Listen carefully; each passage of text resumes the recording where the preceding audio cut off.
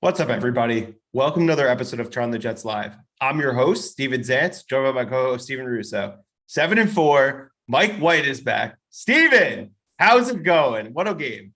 Mike freaking White, man. I'm feeling good. I mean, how could you not be excited?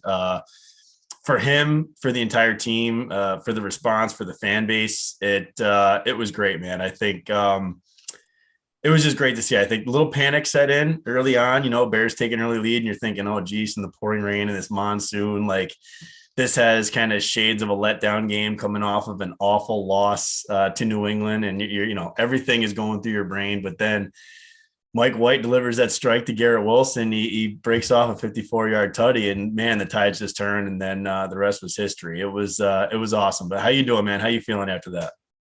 Yeah, I think it was one of the most fun games in a while. We've had some fun ones this year, but that was I just feel like the most complete game. Offense, defense.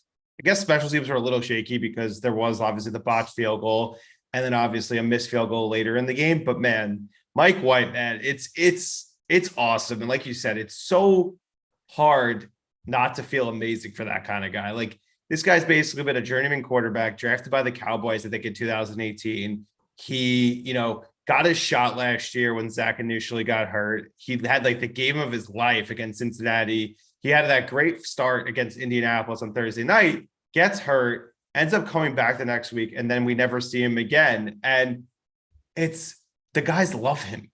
And it's I don't want to pile on Zach because I feel like people have already been accusing me of that because I posted that picture. Got yourself in a little hot water, did you? Yeah, and I really was making a joke about it. So anyone who was saying I was piling on him, I wasn't really trying to. It was more so a joke, and it got blown up a little bit. Mm-hmm. But Mike White, man, there's just something about him. And you see that post-game interview with Pam Oliver. He literally is just being attacked by his teammates in the best way. And I was reading on SNY from Connor Hughes how he's the most genuine good dude around the locker room. I don't think there's a guy in that locker room has a bad thing to say about him. So it's man, he deserves it. And let's just ride this wave. Who knows where it could take us? Yeah, I think it's really, you said it best too. It's not throwing shade at Zach. It's really just hard to ignore how the locker room responds to Mike White and how they feel for him. And like you said, the post-game interview was something. I mean, Conklin, Uzama, all those guys come up, they're bull rushing them, all that stuff. It just seems like there really is something about him and that there was legitimate excitement from the rest of the offense and specifically the weapons in regards to Mike White starting. I don't want you think back to last year and, it was definitely a roller coaster for White, right? He comes in, against the Pats after Zach gets hurt. He doesn't do very, very well, not poorly, but again, not very great. And, they lose 54-13, but then he has that monster game against Cincinnati, decent start at Indianapolis before getting hurt, and then a terrible game against Buffalo. But when you kind of peel that back a little bit, those were three playoff teams, one almost playoff team in Indianapolis, right? The AFC representative for the Super Bowl. So let's not totally discredit Mike White either for those three, whatever you want to call it, two full games and really three partial games, but either way. But at the same kind of thing goes for this game too. I think a lot of people are kind of brushing this aside saying, well, it was just the Bears.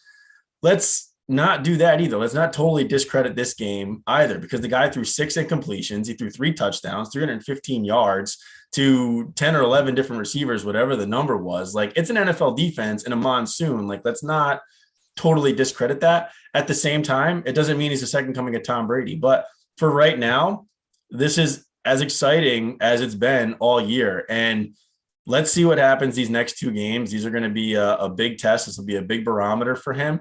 But overall, you can't discount anybody that watched that game, anybody that looked at the highlights. You can't discount what Mike White brought to the offense and how good the offense looked. And honestly, guys like Richard Sherman that speak on the pedigree and stuff like that, I tend to agree, because if Zach Wilson came out, whether it was the Bears or not, if Zach Wilson came out and threw for 315 with 3 touchdowns and no picks, we would have been all over that. and so ridiculously happy because finally our number 2 overall pick showed something. So again, we gotta, the answer's somewhere in the middle of the road, but it's really, really hard not to feel good and not to be really excited for Mike White and the way that he played on Sunday. Yeah, and I'm glad that you touched on the thing about it was just the Bears, and I put that in my column today on the Patreon. So check that out if you haven't. My weekly 5 things, guys. Like it doesn't matter. The Jets won by 21 points. They scored 24 unanswered points. They did exactly what they're supposed to do against an inferior team. It's not like they just escaped. They won by a field goal in the last second.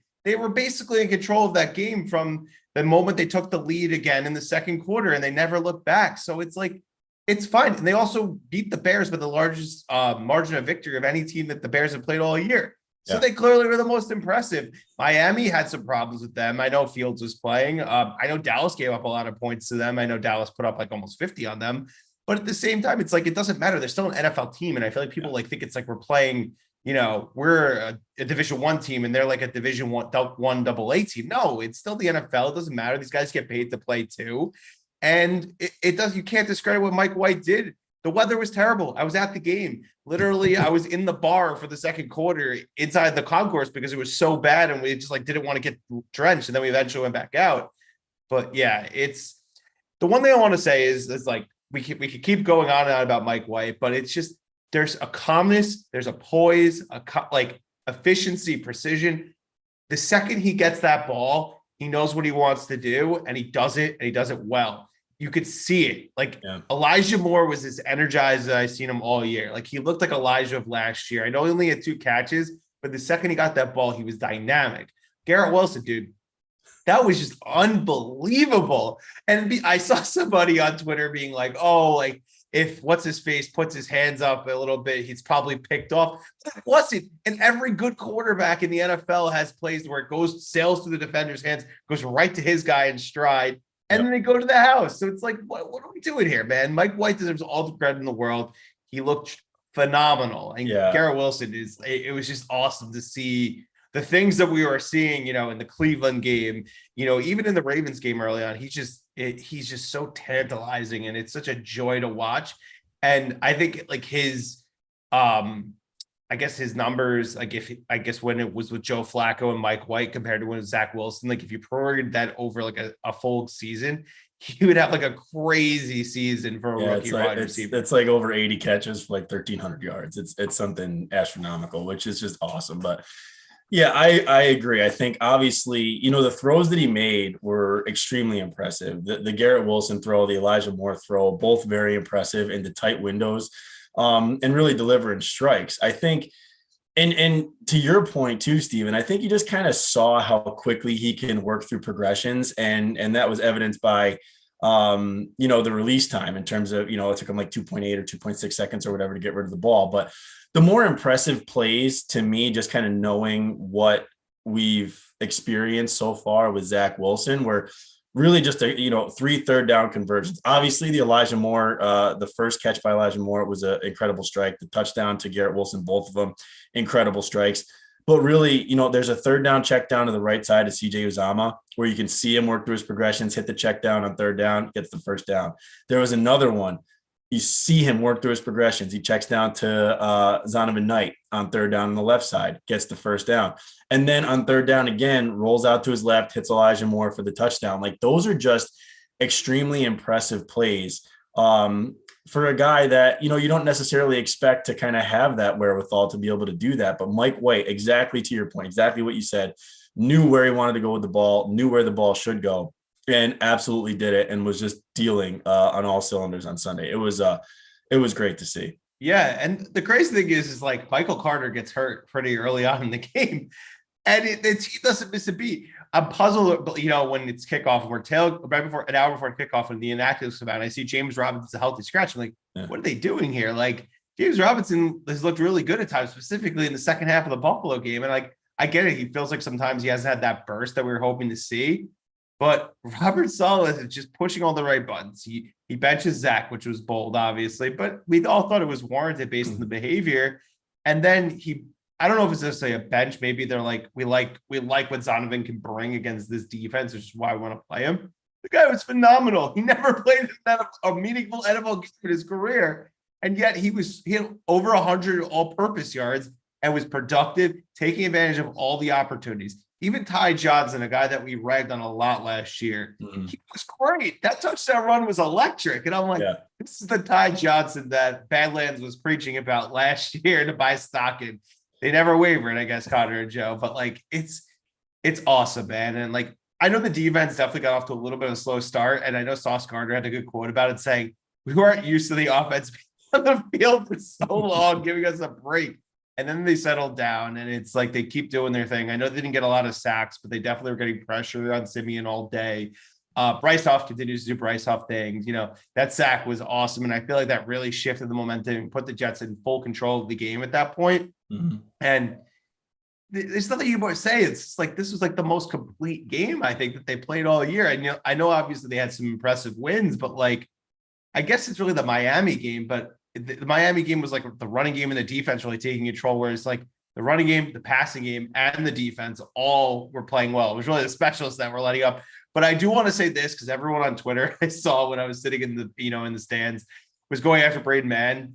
If you were at the game, you weren't mad at Braden Mann when he botched that ball. The weather was horrible, and I felt bad for him because I'm like, it's not his fault. Yeah. It's not his fault. I was ragging on him too, and then I had to apologize to him later on, especially when he got that punt inside the one, which was great. But yeah, to go back to your point, in regards to the running backs, I think, and really overall, kudos to Joe Douglas and kudos to Robert Saleh, really, for having a clean slate and saying, you know what, regardless of draft pick position, in regards to compensation we gave up to get whatever guy, you know, whether it's Zach Wilson or James Robinson, like we're going to go with what suits us best right now and in this moment. So, you know, sitting Zach Wilson down is absolutely the right move right now. I think that was proven immediately, you know, the first drive really from Mike White against Chicago. But the Bam Knight thing, I think, is exactly what they need. And I think what you're seeing really is guys like Bam Knight and Ty Johnson kind of being the better Breece Hall replacements than a guy like James Robinson. That kind of stick your foot in the ground, one cut and go is exactly what made Breece Hall so explosive and exactly why he was having so much success in this offense early on in the season. Now, and I'm not saying that Bam Knight or Tyler Johnson are gonna replace Breece Hall by any stretch, but it's definitely kind of it fills the void a little bit better from those guys having that style of run. But again, credit to Saleh for making those moves. I think incredible. And honestly, man, you may think that just Saleh saying there was some meat left on the bone, and that was just a better matchup. Or something that they needed for a matchup against Chicago. However, you kind of feel like there's really no way that Bam Knight gives up his spot to James Robinson from here on out, unless he absolutely just loses it and, comes out and fumbles 2 times or something like that. Because the way that he looked on Sunday is exactly what this running game needs. So I don't think he relinquishes that spot anytime soon. Yeah, I mean, we'll see. I mean, Michael Carter, they said he has a chance to play on Sunday, but I would imagine if Carter doesn't play, it's going to be a 3-headed monster of Knight, Robinson, and Johnson, which is great because this is how the offense is designed to run. When you think about what San Francisco does from a run game standpoint, they've been putting different guys out there. I know obviously now they have McCaffrey, but prior to having Christian McCaffrey, they never really had like this like bell cow type back. They had the likes of like a Tevin Coleman, Elijah Mitchell, who just got hurt, Raheem Mostert, who was tremendous in that NFC Championship game that got them to the Super Bowl. I'm trying to think of other guys. They had Trey Sermon. He didn't really work out. Jeff Wilson Jr. It's crazy. Matt Breida. You could go on and on. They just mix and match. And I think it's like the play calling is going to be dictated by the guy who they feel is the hot hand, for lack of a better phrase. So I'm fine with it. I mean, Breece Hall, to me, like whenever he's healthy, he's the clear cut running 1,000%. Back one. Absolutely. But like until he comes back, I'm fine with it. Just whatever, buttons LaFleur feels he needs to push to get the offense moving, I'm with it. And I said this also earlier today in my column. We cannot discredit the return of not only Max Mitchell, but Corey Davis for, the run game. Corey Davis is the best blocker on as a receiver on the team by far. I mean, I know Denzel Mims has been doing a good job, but Corey Davis, you cannot discredit his ability in the run game to block. So that was a huge lift for this offense. But Max Mitchell, man, I can't say anything nicer about this guy. I mean, like 4th round pick that we're like, oh, it's probably a developmental tackle. Maybe he'll contribute to 2023. Meanwhile, he's as solid as they come as a right tackle. Like you instantly see that the right side is playing much better. I know Herbig was out last week as well, but it was just a different offensive line than what we saw a week ago. And it's amazing. And like, I know it's I'm a little bummed that, the stuff with Fant hasn't worked out the way we had hoped, but he's an older player and, guys come and go. And it just seems like Max Mitchell has really played his way into the full-time right tackle job for now. And, they'll probably rest Fant and keep him as depth at this point. So it's remarkable, man. And I'm excited because there's so many pieces on this team. We talked about Sauce. We talk about him all the time. I'm sorry, we didn't talk about this episode. But we talk about all the time how tremendous he is. And I know he gave up that one big play and people are trying to dunk on him. Like, that's the only play he gave up all day. It's ridiculous. Yeah. But there's just guys all over the field, man. And I love what I saw from Conklin. He finally, protecting the football and he was effective, especially as a security blanket. But everywhere you look, man, this team is awesome. They're 7-4 for a reason. And I hate saying this because it feels like I'm piling on Zach, but they could be 9-2 if Mike White played those Patriot games, or at the very least 8-3. Yeah. I don't think it's crazy to say that, right? No, if you get a quarter of what Mike White gave you on Sunday in those two games, you're 9-2. Getting at least 8-3 worst case. Yeah, you're in the first or second seed in the AFC, which is just crazy to say and crazy to think, but.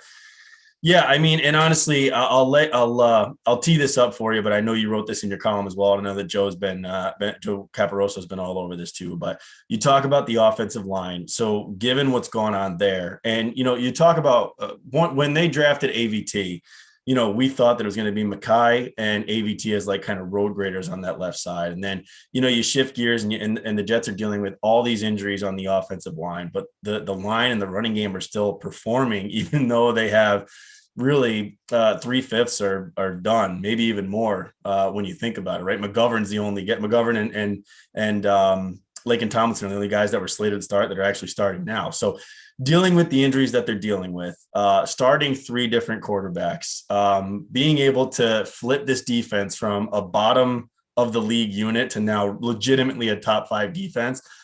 Robert Saleh deserves serious credit and consideration for Coach of the Year. Let's be honest. That taking a 4-13 team to get them to 7-4, and in the thick of the AFC playoff race, beating the top 2 teams in the division, he should be getting a lot more consideration. I know you wrote about that, so I'll kick it back over to you to further that conversation and your support for Saleh. Yeah, I feel like if they continue to win, it's only going to get louder nationally. And I get it. We see the Jets closely. I acknowledge the 3 guys that I think also deserve a lot of recognition. Nick Sirianni, the Eagles are 10-1, but they're a very talented team and they had expectations to win the NFC. They were a playoff team last year. Yeah. So I don't think that warrants him getting it. And if they obviously went undefeated, which they're not going to at this point, then you can obviously point to that. Mike McDaniel, who the Dolphins were a good team last year, but obviously they look much better this year. But there was expectation, but he has elevated Tua. But they also added a guy like Tyreek Hill, which helps their team. Their defense isn't that great, and they give up a lot of points. But yeah, he deserves consideration. O'Connell as well. Minnesota was a solid team that, they were just kind of inconsistent for for whatever it was. So there's a lot you could say, but for Saleh, and really for me, when I think about what a Coach of the Year award goes to, and I know Dayball was the guy, but it seems like the Giants might fade a little bit. To me, it's a narrative type award, performance over expectation. Think about it. Jets over under was 5.5. They've already smashed that. Mm-hmm. I remember we had these conversations over the summer. People were like, where do the Jets rank among AFC teams? People were saying only better than the Texans. They're a lot better than a lot of the teams that people said they were better than. They're better than the Raiders, better than the Broncos, probably better than the Chargers if you take away Herbert right now with the way they're playing. Better than New England. Tennessee is probably on their level. I'm not going to say that they're better than Tennessee because Tennessee 7-4 as well. Better than Indianapolis, better than Jacksonville. I think I'm missing the North. Better than Pittsburgh. They beat them. Am I missing anybody? Oh, better than Cleveland for sure. Yeah. On the same level as probably Cincinnati and Baltimore, even though they lost them. But I think if they played them now, it would be a different result. So it's why is he not getting more buzz nationally? Right. And I know I think if you want to bet on it, it's a good value. It's 9-1. That's pretty good returns considering where they are right now and what the potential could be. Because if they win 11 games, which I think they'll probably net out at 10, which would be awesome. Mm-hmm. why shouldn't he get it? That literally is doubling their expected win total. To me, that's more than enough of a resume in my Yeah. eyes. And almost tripling their prior season's win total. So they have more wins now this season than they did the previous 2 seasons combined. exactly. So that you need to give Saleh credit. You take all the things that I just listed off in terms of just performance on the field, and you couple that with the decisions that he's made and the way that he's handled those decisions and the locker room because of those decisions. I mean, he deserves serious consideration. So he has done the job he's done has been nothing short of phenomenal this season. And I think if you were to ask any Jets fan, I think they all come away 11 games in saying, you know what, we know who the leader of this franchise is, and it's Robert Saleh, and we feel 100% confident in that. Yeah, and that's something that I come. That's the biggest thing that you could take away from the season, no matter what happens, is we have our coach. Yeah. I don't have any hesitations anymore. I know we were ripping him earlier in the season with like the receipts after the week 1. He was right. We were wrong. And yeah.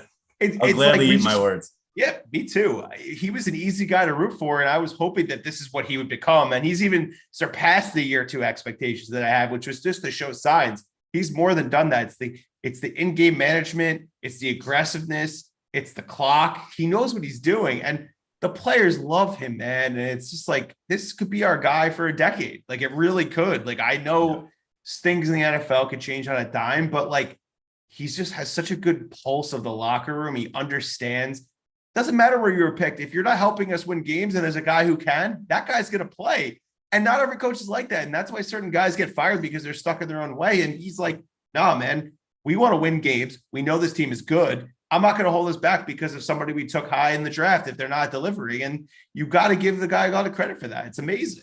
Yeah, it was a tough call to make when he made it, but the fact that he did, and the fact that he didn't waver and he's sticking to it, and he's obviously proven right. I mean, that's you got to give the guy credit for that. It wasn't an easy decision, and I think there were obviously a lot of factors that went into that. But in all reality, when you look at it objectively, I mean, Zach Wilson was 5-2 as a starter and the 2nd overall pick in the draft, and he benched him in favor of a guy named Mike White, who's like you said, a journeyman, 5th-year guy, 4th-year guy, whatever it is. So give Robert Saleh a lot of credit.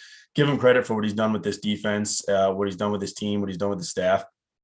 It's been a crazy ride, and I think it's only going to get more fun as these next 6 games unfold. For sure.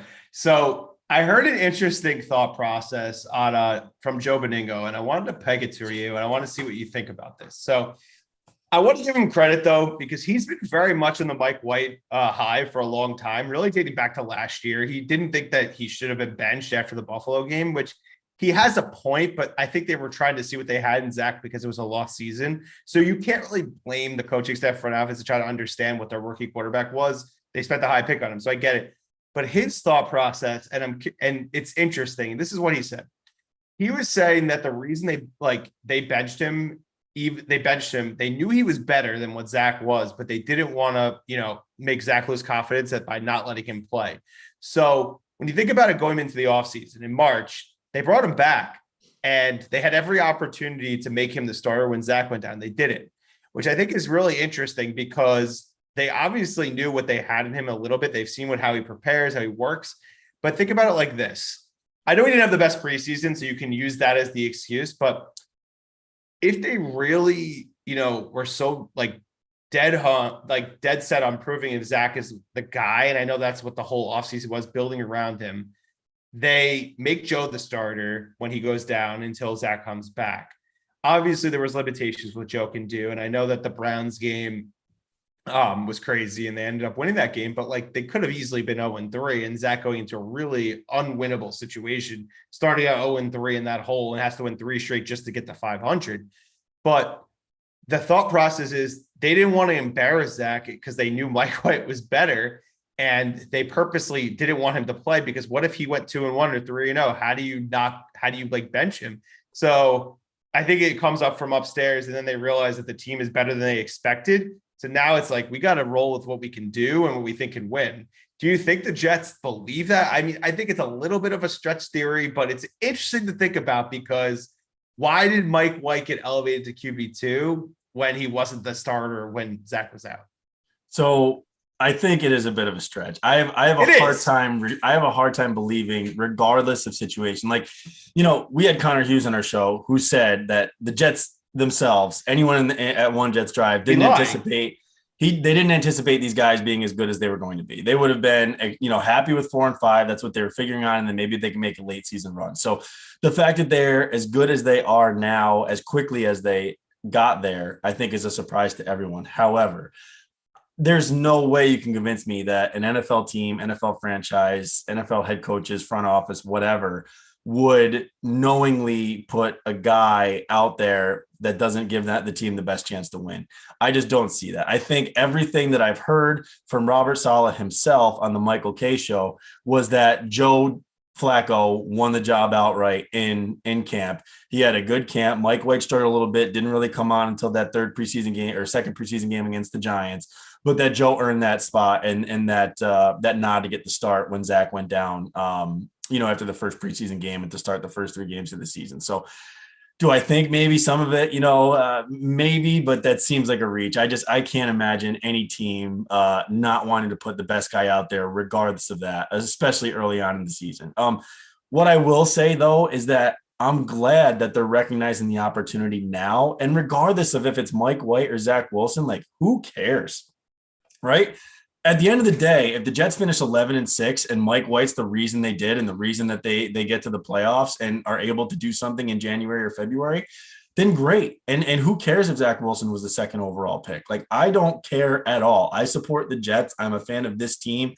I like Zach Wilson. I want him to succeed. But if the guy that succeeds here is Mike White, who cares? And I am going to be absolutely happy with that. And if Mike White turns into our own Jimmy Garoppolo and they can win games with him, then so be it. So at the end of the day, man, however it plays out, as long as the Jets are winning games, I am absolutely 1000% happy. Yeah, and anybody who doesn't say that or like doesn't believe that, are you a fan of the team? Yeah. I don't care how it happens. Yeah, the guy that you spend a high draft pick, you hope works out. But if you have the guy that was there the whole time, ends up being the right person, Yeah. who cares? Let him go somewhere else. Let him be the backup. I don't care. If the Jets win a Super Bowl with Mike White or whomever, it doesn't matter who it is. I don't care who it is. They go out the Eagles. They draft Carson Wentz. He gets hurt. Nick Foles fills in. He wins the Super Bowl. The only Super Bowl that franchise has, he has a statue outside that stadium. It does not matter how it happens as long as it happens. You know what I mean?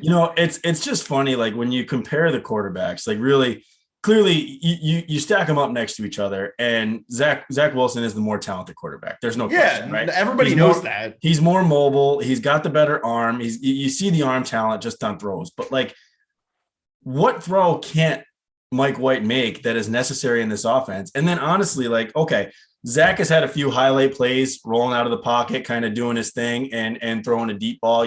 Last year, the Titans game to Corey Davis, this year to Garrett Wilson in the Pats game. But like, Mike White's kind of made some of those throws. And the other thing is that Zach Wilson, with that extra ability, has gotten himself into a lot more trouble than what he's done good with those throws. And when you think about Zach Wilson, the Zach Wilson that we know, and I'm not bashing on the guy. I think this reset is absolutely necessary. I think it's going to do good for him.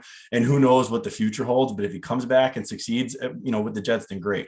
However, the Zach Wilson that we know is mobile, but inaccurate, and can't hit the layups, which is really, from my standpoint, and I think a lot of Jets fans' standpoint, that was like the exact reason that we didn't want Josh Allen as our quarterback coming out of the draft. It's a good point. I didn't think about it like that. And so when you think about it like that, it's like those are the little things that you don't see when you're talking about draft prospects. You don't think, but then when you're watching the games, game in, game out during the season, those are the little things that don't go your way. And, he airballs a screen pass to Braxton Berrios, and all of a sudden it's like, what the hell? But those are the little misses that end up mattering.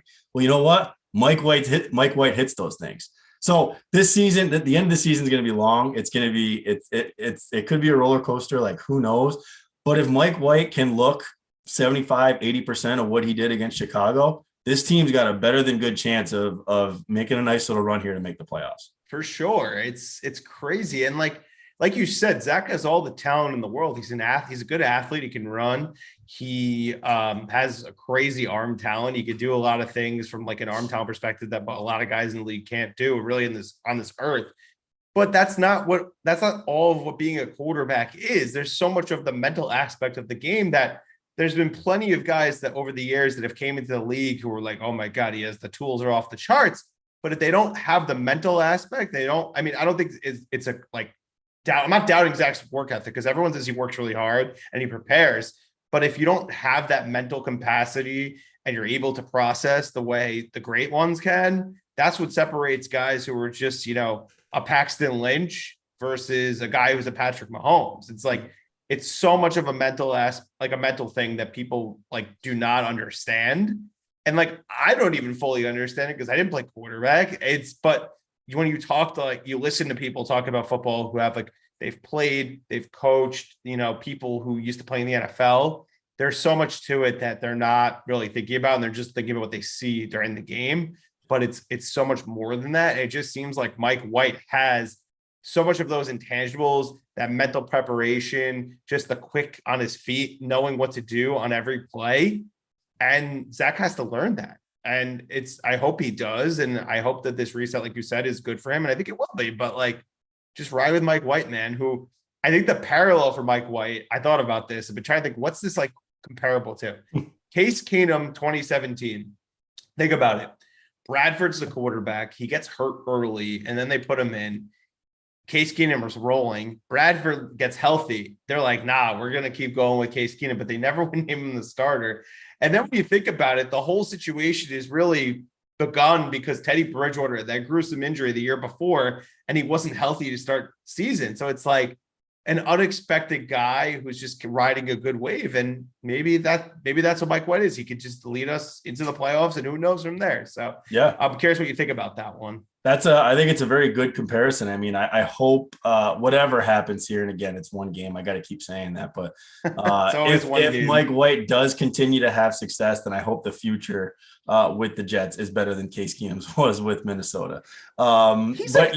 He's underrated, man. I don't think he's a bad quarterback. I think he could be a starter. Yeah, but people always rag on him. I'm like, he was decent on the Broncos, decent on Washington. I mean, he's not a superstar, but he filled in last year for Cleveland when Baker was hurt. He was fine. Yeah, he's a journeyman. I mean, he's fine. I'm not ragging on him by any stretch. I would listen, I am wide open. No, I want Mike White to be better. No, I get it. I am wide open to QB possibilities here.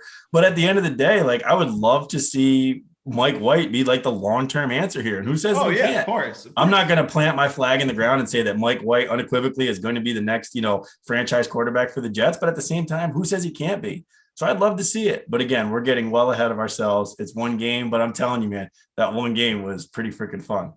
Yeah. You want to fast forward to Minnesota? we can. But yeah, it's just, it was great stuff. But we could definitely go to Minnesota. I feel like, we could talk about Mike White for hours. It just was super fun. Mike freaking White. How about we don't typically curse, but Mike fucking White. How about that? There it is, man. I love it. Our one curse of the episode. But let's talk about this game. I mean, I'm super excited. It's gonna be a fun matchup. It's a very exciting team, a really good team. And I think if the Jets obviously could win this game, it's gonna really make people understand that they're a serious team. And going into Minneapolis, into the Dome, taking down a team with 2 losses, the second best team in the NFC. And, I think it's important. To me, the coolest thing about this game is going to see Sauce versus Justin Jefferson. I mean, Justin Jefferson's on my fantasy team, so I keep a close eye on how he does it week to week. And he's incredible. I mean, think about him in that Buffalo game, that catch he made. He's the best receiver in the league.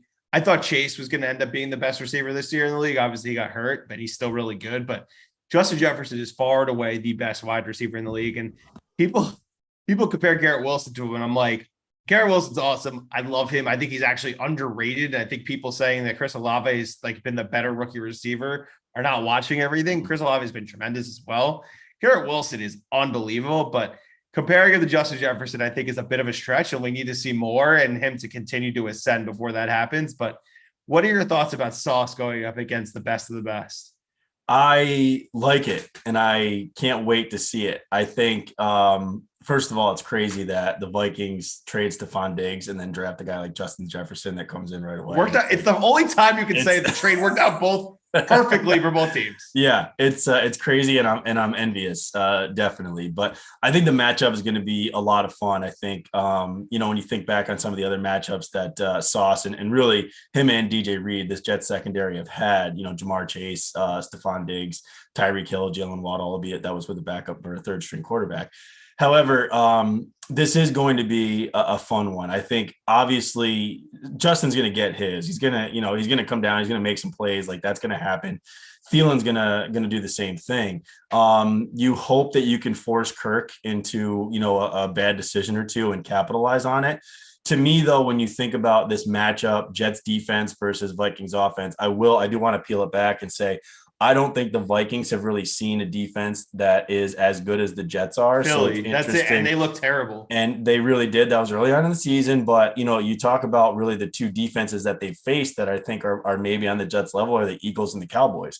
And they lost both of those games and did not look good.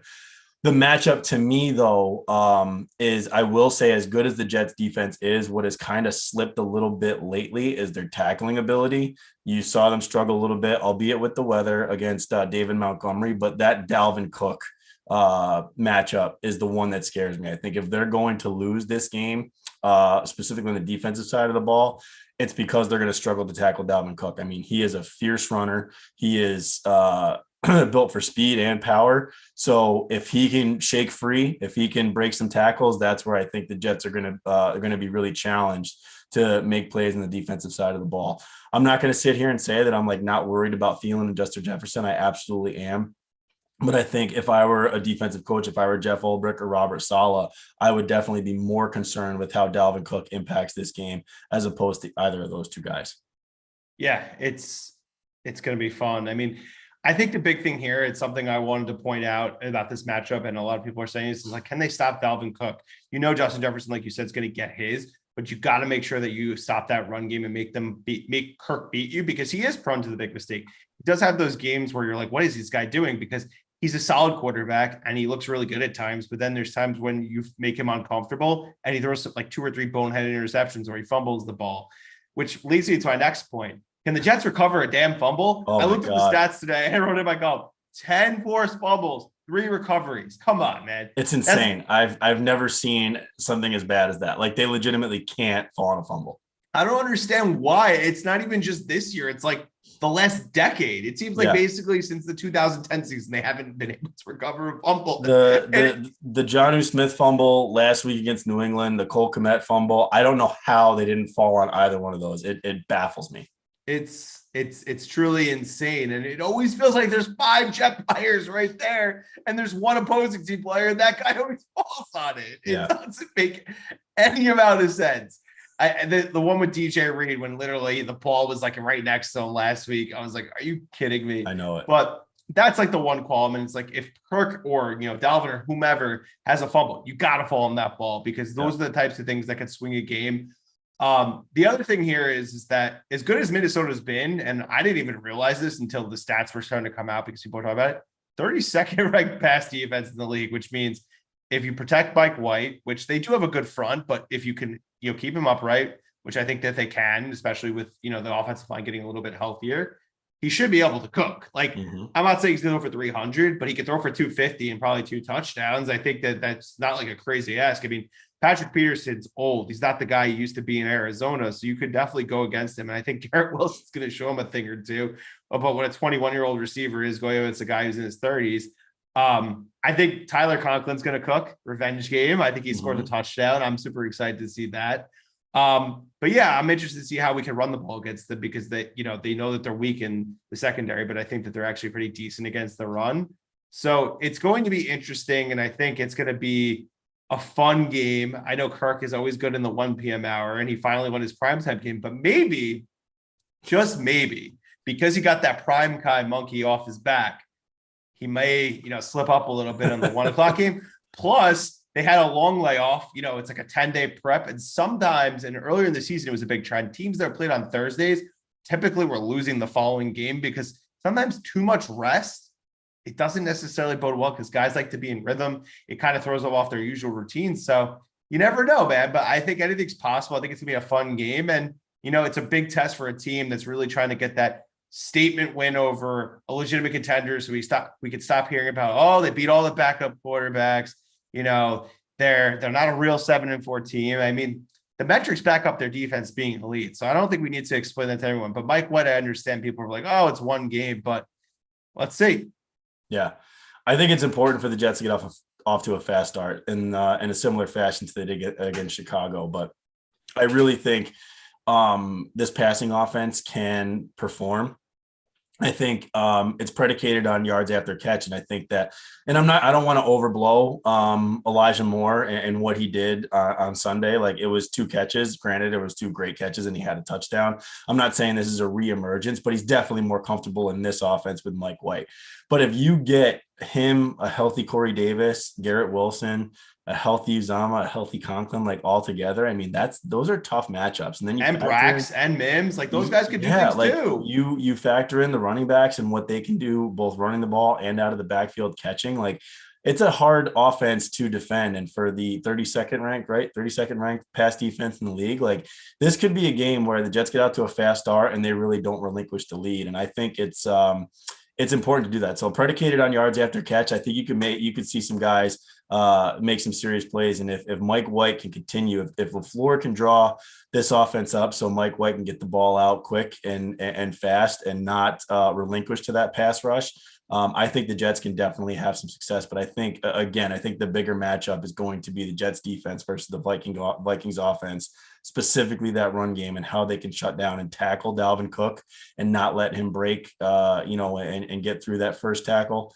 That's going to be the key for me. But ultimately, I think they can do that. And then you kind of, if you put them back on their heels, you force Kirk Cousins into a few throws that he doesn't want to make, and you get a turnover here and there, and maybe you do finally fall on a fumble. And that just kind of can turn the tide for the game. I'm not really, Jets have been road warriors this year with really their one loss coming last week at New England. So I'm not really scared about going to Minnesota. I think historically the Jets actually play Minnesota pretty tough, especially there, which is good. I think you bring up a good point about the Thursday. I was to be honest with you, I'm a little miffed that the Vikings are playing their 3rd home game in a row, and this one is coming with a 10-day rest. And then you kind of look forward to next week, where the Bills will also have a home game coming off of 10 days rest. So that bothers me a little bit when it comes to the schedule makers, but we can't complain. We're 7-4 and we're sitting here with a chance to beat a 9-2 team. But I really do. I'm sure we'll get into predictions here shortly, but I have a pretty good feeling going into Minnesota on Sunday. I totally do as well. But before we do that, a little bit of breaking news from Connor Hughes that I wanted to share with the show. Apparently CBS protected Jets Bills next week from being flexed at the Sunday Night Football.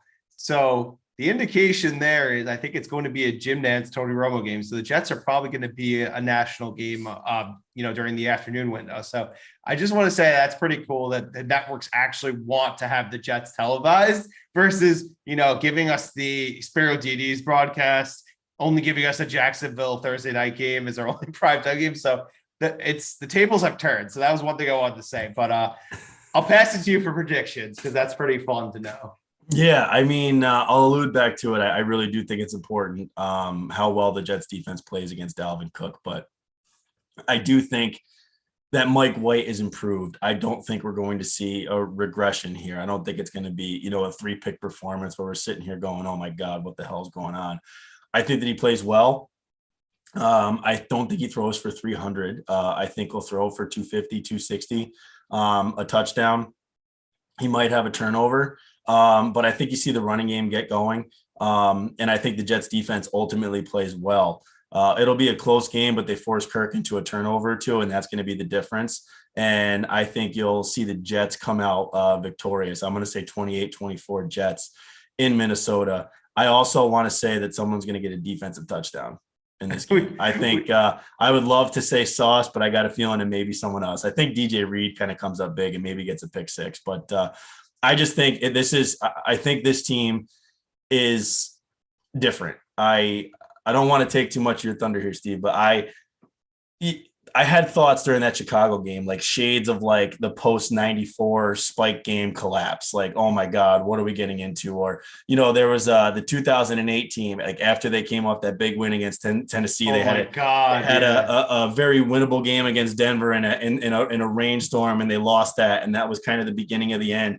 Even after the Monday Night Massacre, they came back from that, and they had a winnable game against Miami at home, and they lost like 10-3. They couldn't get anything going there. And I just had all these visions coming back. And you know what? They come out, they exercise all those demons for me, even after a semi-slow start. And, they get that lead 14-10, and then they never relinquish it. And they go on to win 31-10 again against a bad Bears team. But I have more confidence in this team and this staff. I just think they're kind of turning the tide a little bit. And I think they're going to gain this momentum and really not look back. So I think that they'll be 8-4 going into Buffalo next week, and we'll see what happens there.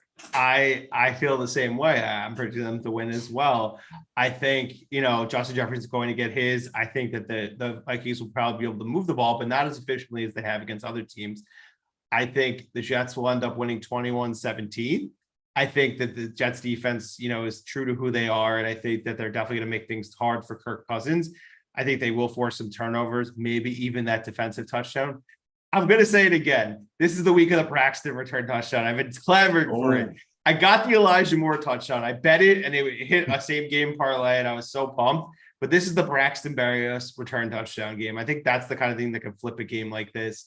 But yeah, I think the defense is going to show up in a big way. I think that they definitely keep a guy like Thielen in check. You can only hope to contain a guy like Jefferson, but I think ultimately the Jets are going to show that they're a real team in the AFC, and they're going to take down one of the best in the other conference. So like I said, 21-17 Jets, and we're going to feel really good going into Buffalo, which seems like it might be a Jim and Tony game, which is going to be cool. I know, crazy. I will say too, in regards to this game, I think another good point to make would be really that Jets pass rush and Kirk Cousins' lack of mobility. I think that could play a serious factor. The Jets can get in Kirk Cousins' face, and listen, up until Sunday, they had 3 games in a row with 5 sacks. And they still got after Simeon, and they sacked him a couple of times, but it wasn't 5. But if you can get after Kirk Cousins and get to him with that 4-man pass rush that the Jets are known for, I think this could turn into a good outcome for the Jets on Sunday. For sure. So I'm excited. It should be fun. I like this in the dome though, because it gives Mike White a chance to cook inside. Any closing thoughts, Steven, before we wrap? No, man, it's Mike White time. Let's just enjoy the ride. Again, like I said, it's you're a fan of the Jets. It's the Jets before anything else. Like, just like with Sam, we wanted him to succeed. He was a good kid. Same thing with Zach. Hey, got a dub last week. Good kid. There you go. So the fact, whether it's Mike White, Joe Flacco, or Zach Wilson, whoever can lead us to double-digit wins in the playoffs, man, who cares? Let's just get back there. Let's get that other monkey off of our back and end the longest drought in the NFL right now. That would be great. I saw a Joe Flacco jersey in the parking lot on Sunday, but it was a number 5 jersey. I was like, is that Mike White? They're like, nah, it's a Flacco. I think it was a Flacco jersey from 2020 before he changed his number. It was just so funny that I saw that. No, I'll say that Flacco should have stuck with 5, but if he did that, then Mike White could be 5. So Flacco, that 19 was ugly. That's not good looking on a quarterback. I agree. But yeah, man, it's just been a fun season, and I hope that we continue to see fun games like that. I mean, they're not going to win every game, I'm sure.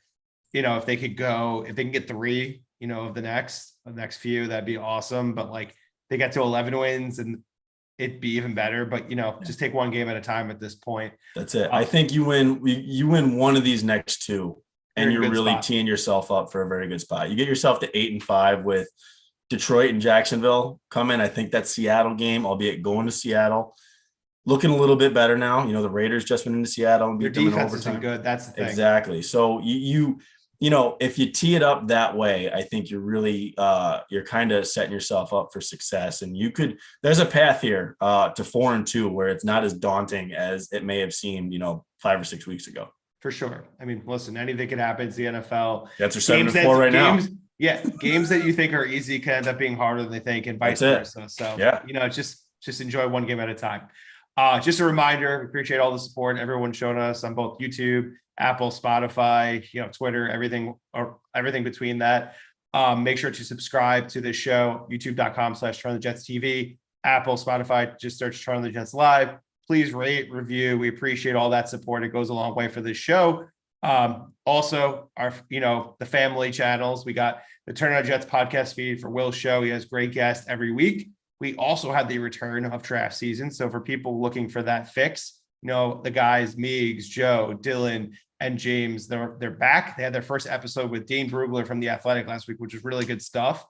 And as always, if you have not, make sure to become a Badlands patron. We just broke 2,400, which is awesome. The weekend of Revis's retirement, which makes it even more fitting.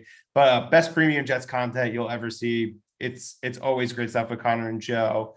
Film room stuff, occasionally with our guy Dan Easton, whenever he joins, is awesome with Connor. And it's you'll see some writing, you'll see video, you'll see audio. It's really great stuff, and it's great for any Jets fan that just wants more. And like I said,